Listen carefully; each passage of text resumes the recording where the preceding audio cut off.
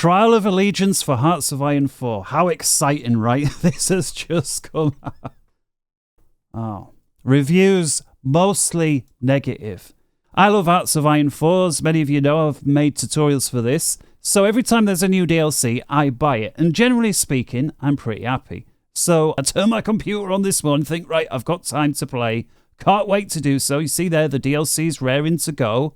Somebody says, check out the store page. And what do you know? Mostly negative. So I'm looking forward to show you those. But just before we do, take a look at this. So in order of when items have been released, we're going to ignore Trial of Allegiance just for now. That's, of course, the new one. We see here, a lot of them are priced at £16.75, which is about $20. This is so-called major DLC. Hearts of Iron 4's got two types of DLC. Major DLC, minor DLC.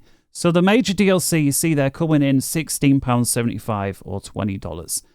Drop down a bit, the subscription, we'll just ignore that clearly because that's a monthly fee. There's another major one. Now here we see the price of minor DLCs. We've got £5, £4 some. Here's one for £8.50, £4 some, £5 some. Then we've got another major DLC here at £16.75. Then we're down to the minor DLCs again, £5, £6. Okay, we get the idea, but how much is the new one? £12.79. So it's basically double the price of so-called minor DLCs, but it's slightly cheaper than a major DLC. So what's going on? About halfway down this list, there is the expansion Battle for the Bosporus. This is priced at £8.50 or roughly $10. This contains new national focus trees.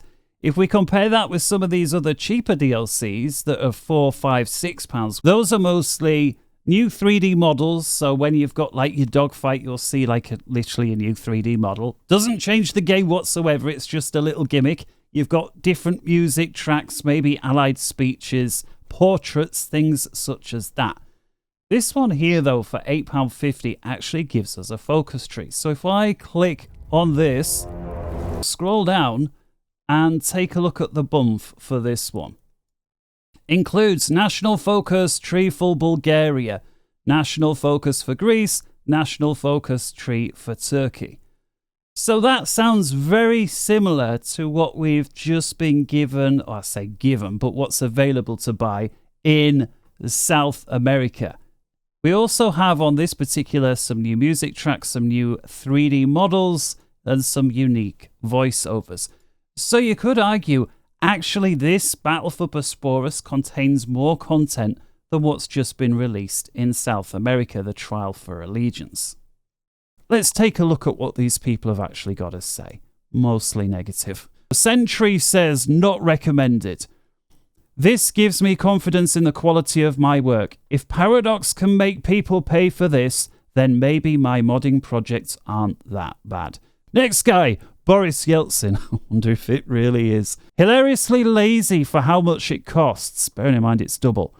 Its national focus is for 5 countries and that's about it.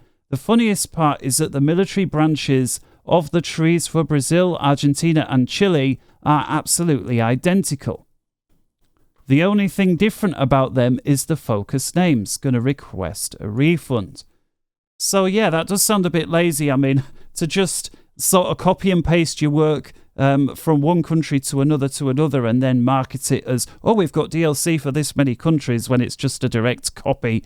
As he says, he's the tinkering with the name. That does seem a little bit lazy. Boris Yeltsin there. Next guy, Tides. He's recommended this one. He says, buy Focus Tree DLC, look inside Focus Trees. That's his comment.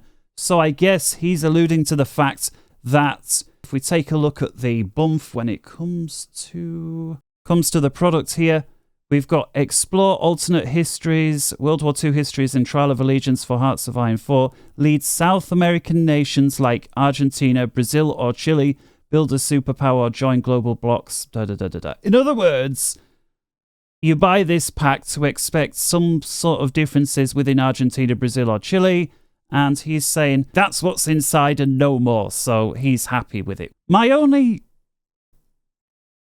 I don't know whether it's a criticism, but come back to a comment such as that would be, take a look at the description for these ones here. And I realise I'm being somewhat lazy just reading the overview, but come on, how many people read every last thing before they buy the DLC? The overview is what you see, right? So if you see here, write a new history of Scandinavian Finland in the arms against tyranny, a new expansion for Hearts of Iron, build a war machine, da-da-da. So you'd think, based on that sort of summary of, okay, well, this will change the way Scandinavian Finland plays in this add-on pack. But as we know, Arms Against Tyranny is a major DLC that has many changes in the game, not just for Scandinavia/Finland. Let's see what else somebody else says.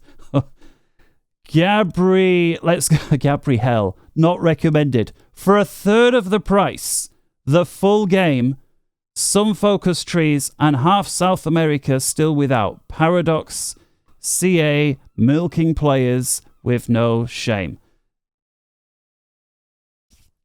Yeah. That's the thing, right? And again, I love the game, Hearts of Iron 4. I have no affinity with Paradox in the sense that I just think, look, they've come up with a good game, a great game, base game, Hearts of Iron 4.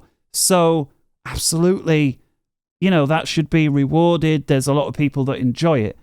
Make add-ons by all means that are good. People buy them, people enjoy them.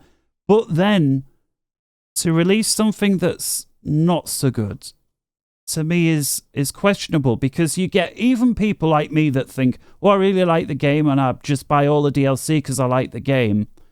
Then how many times are you going to release something bad for us where we go, actually, we're starting to lose credibility now with Paradox. We're starting to think they made a good thing, they've cashed in on it, now they're trying to cash in on it more and more and more by just tinkering around with a cheap DLC that it would seem people in the modding community, the workshop, can do better for free. Fritz Keys, 39 reviews.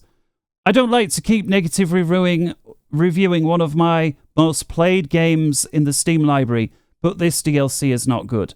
Being from Argentina, so this is somebody who's actually from the place where the DLC is centered around. I do like all the artwork of this DLC, the overall focus tree. History. There are some things or ideas that could be implemented. I don't like how the Argentinian provinces are divided. I guess it's related to performance. Speaking of performance, the game runs plain bad now. Super slow and laggy, and my hardware is decent. So I don't know what they did.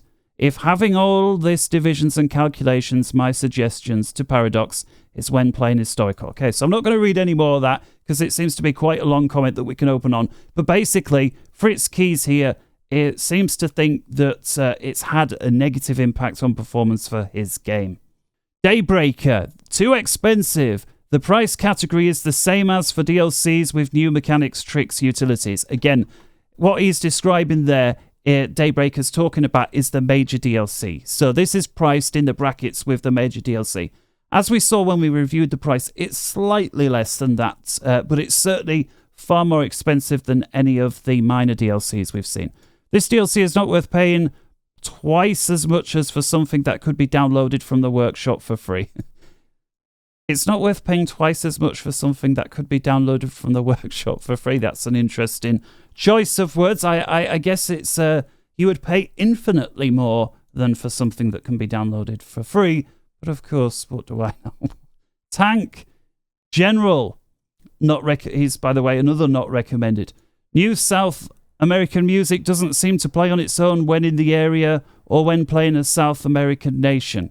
No new mechanics, again, because it's not a major DLC, but you can see the huge confusion here by pricing the DLC almost as though it was a major DLC. People are upset and confused over this.